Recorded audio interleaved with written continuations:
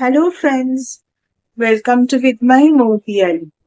আজ অক্ষয় তৃতীয়ার শুভ সন্ধ্যায় মে মাস তোমাদের জন্য কেমন যাবে জন্ম তারিখ ওয়াইজ সেই রিডিং করছিলাম। সেই বিষয়ে অলরেডি 5টা ভিডিও আপলোডেড। এটা কিন্তু ভিডিওর 6 নম্বর পার্ট। চলো এবার আমরা রিডিং দেখে নিই।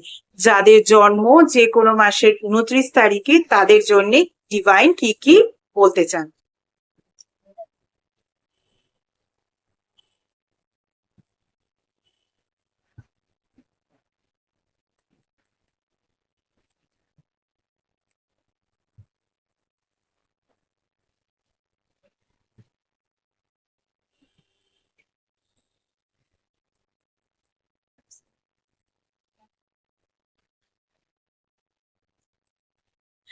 যাদের জন্ম যে কোনো মাসের 29 তারিখে তাদের জন্য যে ইম্পর্টেন্ট নাম্বার গুলো হতে পারে নাম্বার 5 আর নাম্বার 20। তোমাদের বলবো, তোমাদের জন্য যে ফার্স্ট কার্ডটা এসছে সেটা না অরফানেজের কার্ড। এই কার্ডটা যখনই আসে একটু নেগেটিভিটি দেখায়। অ্যাকচুয়ালি কার্ডটা খুব একটা যে পজিটিভ কার্ড তা নয়। যাদের জন্ম যে কোনো মাসের 29 তারিখে তারা কিন্তু মে মাসে একটুখানি সাবধানে থেকো। সব দিক থেকেই কিন্তু হার্ট ব্রেকের একটা চান্সেস রয়েছে। মানে জীবনের যে কোনো সেক্টরেই কিন্তু তোমরা যাই কাজ করো না কেন সব কাজেই কিন্তু একটা হার্ট ব্রেকের মতো সিচুয়েশন তৈরি হবেই হবে। এবার ছোট থেকে ছোট কাজ, বড় থেকে বড় কাজ তো পরে, ছোট থেকে ছোট কাজেও কিন্তু সেটা হতে পারে। এরপর একটা ভীষণ সুন্দর মেসেজও আছে ডিভাইনের থেকে। যেখানে বিপদ থাকে সেখানে কিন্তু বিপদের রক্ষাকর্তাও থাকে। ডিভাইন কিন্তু তোমাকে প্রোটেকশনের মেসেজ দিয়েছেন, তোমাকে কিন্তু প্রোটেক্ট করবেন, তোমাকে কিন্তু আগলে রাখবেন। হয়তো হার্ট ব্রেকের মতো একটা সিচুয়েশন তৈরি হবে, কিন্তু ডিভাইন তোমাকে সেই সময় আগলে রাখবেন, তোমাকে প্রোটেক্টেড রাখবেন। তাই হার্ট ব্রেকে কিন্তু একেবারেই খুব ভেঙে পড়ার দরকার নেই। সঙ্গে ডিভাইন আছে, ভেঙে পড়বে কেন, তাই না? ডিভাইন যখন প্রোটেক্ট করছেন সব। এরপরে দেখে নি যাদের জন্ম যে কোনো মাসের 30 তারিখে তাদের জন্য কি রিডিং আসছে।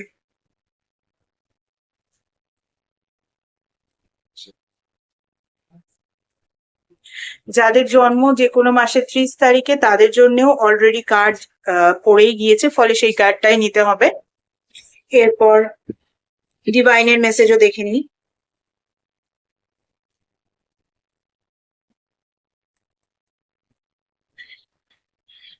যাদের জন্ম যে কোনো মাসের 30 তারিখে তাদের ফার্স্ট কার্ড যেটা আসছে টাইম ফর আ ন্যাপ।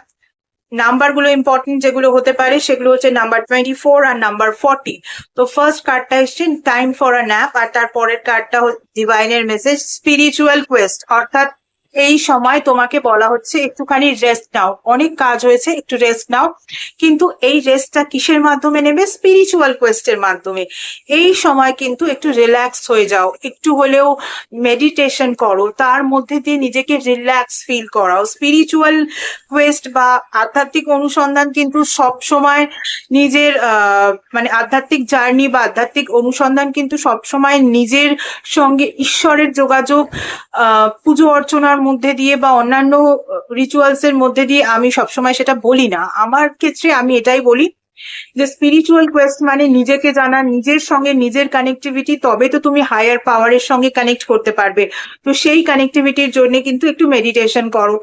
আর তোমাকে তো বলাই হয়েছে রিল্যাক্সেশনের কথা, টাইম ফর আ ন্যাপ। তো রিল্যাক্স হওয়ার কথা বলা হয়েছে, একটু একটু ব্রেক দাও, একটু থেমে যাও। তো রিল্যাক্সেশন তো মেডিটেশনের মাধ্যমে আসে, এর থেকে আর ভালো রিল্যাক্সেশনের পদ্ধতি আর কি বা আছে, তাই না? চলো এরপরে যাদের জন্ম যে কোনো মাসের 31 তারিখে তাদের জন্য ডিভাইনের কি মেসেজ আসে একটু দেখি।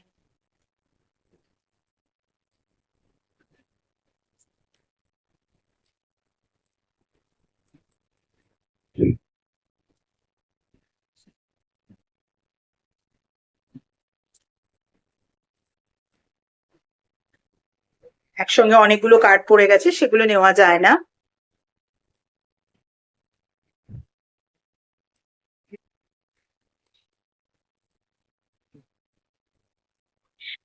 যাদের জন্ম যে কোনো মাসের 31 তারিখে তাদের জন্য যে ফার্স্ট কার্ডের নাম্বার সেটা হচ্ছে নাম্বার 26 আর নাম্বার 27।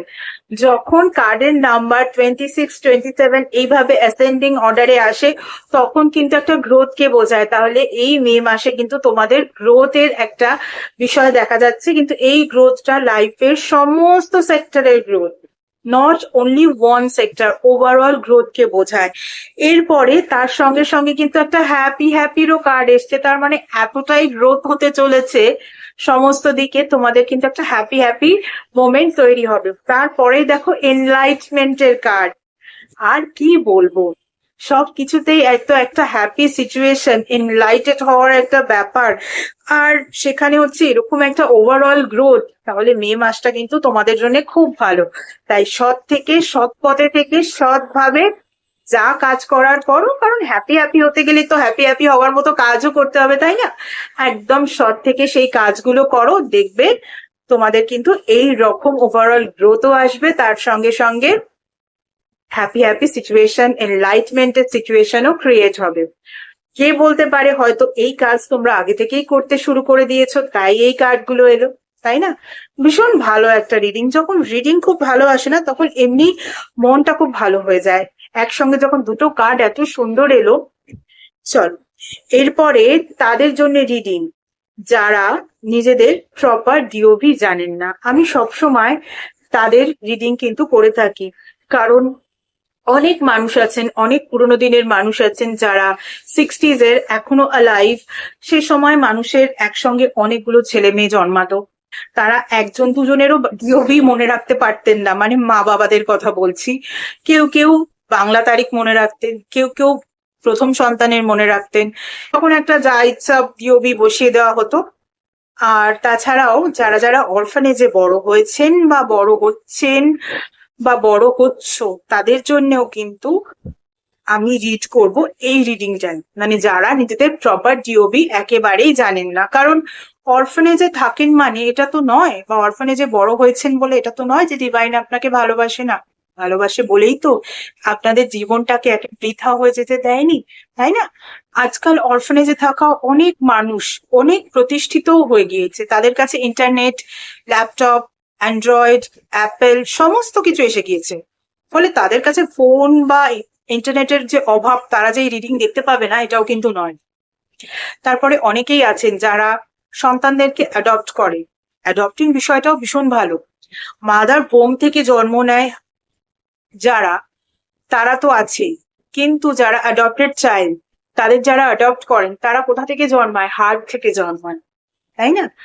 তারাও হয়তো প্রপার ডিওবি জানেন না, তাদের বাবা মা যে ডিওবি তাদের জন্য তৈরি করে দিয়েছেন সেই ডিওবিটাই তারা মেনে চলে। এই সমস্ত মানুষদের জন্য কিন্তু এই এখন যে রিডিংটা করছি সেটা। তাহলে আমরা একটু দেখে নেব যাদের জন্ম তারিখ তারা প্রপারলি জানে না, তাদের জন্য কি রিডিং আসছে।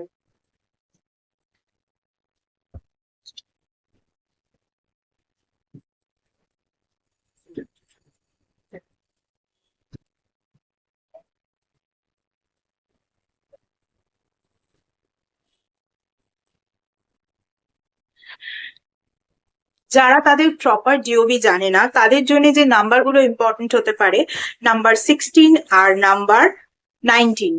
তো তোমাদের জন্য যে ফার্স্ট কার্ডটা এসছে সেটা হচ্ছে অল দ্যাট গ্লিটার্স, আর তারপরেরটা হচ্ছে স্পিরিচুয়াল প্র্যাকটিস। স্পিরিচুয়াল প্র্যাকটিস আর কি বলবো, আগেই বললাম যে মেডিটেশনের কথা, কিন্তু এটা আগে বলিনি। All that glitters, all that glitters কে কিন্তু অনেক রকম ভাবে ব্যাখ্যা করা যায়। এই ক্ষেত্রে তোমাদের বলবো সমস্ত চকচক করা বিষয় যে শোনা হবে সেই জিনিসটা কিন্তু নাও হতে পারে। এইটা কিন্তু মনে রাখবে যারা নিজেদের প্রপার ডিওবি জানো না বা জানেন না। পুরোনো দিনের মানুষদেরও বলছি, সমস্ত চকচক করা জিনিসই কিন্তু যে শোনা হবে এমনটা কিন্তু নয়। আর কোনটা শোনা আর কোনটা শোনার মতো জাস্ট একটা চকচকে জিনিস, সেটা জানার জন্য কিন্তু নিজেদের সঙ্গে নিজেদের কানেকশন তৈরি করতে হবে স্পিরিচুয়াল প্র্যাকটিসের মাধ্যমে। আর এই স্পিরিচুয়াল প্র্যাকটিসটা হচ্ছে মেডিটেট করা। নিজেকে কিন্তু নিজের সঙ্গে কানেক্ট করো, তাহলে কিন্তু অলরেডি ডিভাইনের সঙ্গেও একদিন না একদিন তোমরা কানেক্ট করতেই পারবে। এটাও প্র্যাকটিসের ব্যাপার। প্র্যাকটিস করে বোঝো যে তুমি যেটাকে সোনা ভাবছো সেই জিনিসটা কিন্তু সোনার নাও হতে পারে। তাই মে মাসে তোমাদের যদি কোনো কিছু দেখে মনে হয় ভালো জিনিস, খুব ভালো বিষয়, এটা তোমার জন্য দারুণ হবে, এটাই তোমার জন্য অ্যাপ্রোপ্রিয়েট বা অ্যাপ্লিকেবল, এরকম যদি মনে হয় সেটা কিন্তু খুব ভালো করে ভেবে নিয়ে তবেই এগো। দরকার হলে স্পিরিচুয়াল প্র্যাকটিস করো। স্পিরিচুয়াল প্র্যাকটিসের মাধ্যমে, মেডিটেশনের মাধ্যমে ইনার কানেকশন তৈরি করো। ইনার কানেকশন মানে নিজের সঙ্গে নিজের কানেকশন তৈরি করো এবং নিজের সেই ডিপ কানেকশন থেকে ভাবো যে যেটা চকচক করছে সেটা আদৌ সোনা তো। চলো, মে মাসের জন্য কিন্তু 1 থেকে শুরু করে 31 তারিখ পর্যন্ত প্রত্যেকের রিডিং আমি দিয়ে দিলাম। তার সঙ্গে সঙ্গে যাদের ডিওবি তারা প্রপারলি জানেন না তাদের রিডিংও আমি করে দিলাম। এছাড়া যারা যারা আমার থেকে পার্সোনাল কনসালটেশন নিতে চাইছো তাদের বলবো, পার্সোনাল কনসালটেশন কিন্তু একেবারেই ফ্রি নয়। পার্সোনাল কনসালটেশন কিন্তু paid consultation. Regarding numerology, vastu, astrology, tarot reading, tarot healing, crystal healing, reiki healing, healing with meditation, healing with law of attraction, symbolic healing, তার সঙ্গে সঙ্গে স্পেশাল রেমিডিজ, যেই রেমিডিগুলো তোমাদের একেবারে ডিটেল দেখার পরেই কিন্তু সেই রেমিডিগুলোকে দেওয়া যায়, এবং সনাতন ধর্মীয় পদ্ধতিতে স্পেল কাস্টিং ইত্যাদি বিষয়ে আমার থেকে কনসালটেশন নিতে হলে স্ক্রিনে যে ইমেল আইডিটা দেখতে পাচ্ছ এই ইমেল আইডিতে কিন্তু মেল করো বুক করার জন্যে। অ্যাপয়েন্টমেন্ট বুকিং একবার হয়ে গেলে তোমাদেরকে কিন্তু স্লট প্রোভাইড করে দেওয়া হবে। সেই স্লট ওয়াইজ কিন্তু তোমাদেরকে কল করতে হবে, তখন কিন্তু তোমাদের নাম্বারও প্রোভাইড করে দেওয়া হবে। চলো, আজকের মতো সবাইকে টাটা। Thank you so much.